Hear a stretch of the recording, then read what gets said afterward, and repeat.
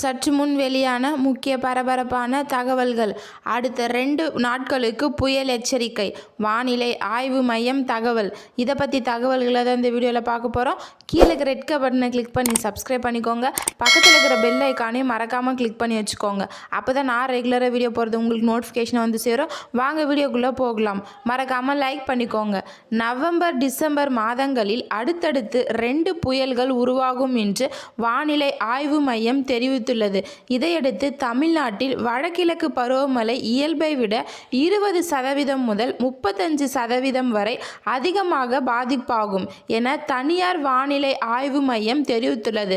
தமிழ்நாடு மற்றும் புதுச்சேரி ஆண்டு மழைப்பொழிவில் அதிக மழையை வடகிழக்கு பருவமழை காலத்தில் தான் பெறுகிறது.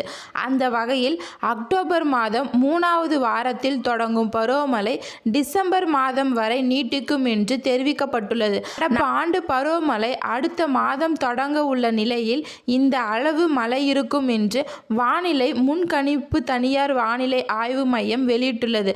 அடுத்தபடி தனியார் வானிலை ஆய்வு மையம் வெளியிட்டுள்ள செய்திக்குறிப்பில் வெப்பமண்டலம் மற்றும் காற்று இந்தந்த ஆண்டுகளில் தமிழகம் மற்றும் இலங்கையை நோக்கி அருகிலே நீண்ட நாட்கள் நீடித்து அடுத்தடுத்த நிகழ்வுகள் தமிழகம் நோக்கி நகரச் செய்யும். இதனால் தமிழ்நாட்டில் வடகிழக்கு பருவமழை இயல்பை விட 20% முதல் 35% வரை அதிகமாக பாதிப்பாகும் என்று தெரிவிக்கப்பட்டுள்ளது. வடகிழக்கு பருவமழை காலத்தில் குறிப்பாக நவம்பர் பிற்பகுதி மற்றும் டிசம்பர் முற்பகுதிகளில் அடுத்தடுத்த புயல்கள் உருவாகக்கூடும் என்று புயல் சின்னங்கள் டெல்டா, வட தமிழகம், தெற்கு ஆந்திரா கடலோர பகுதிகளை நோக்கி நகரும் என்று தெரிவிக்கப்பட்டுள்ளது.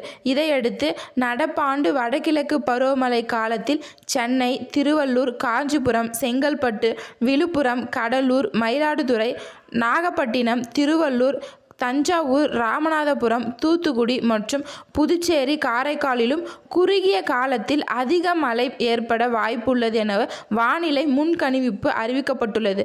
நன்றி, வணக்கம்.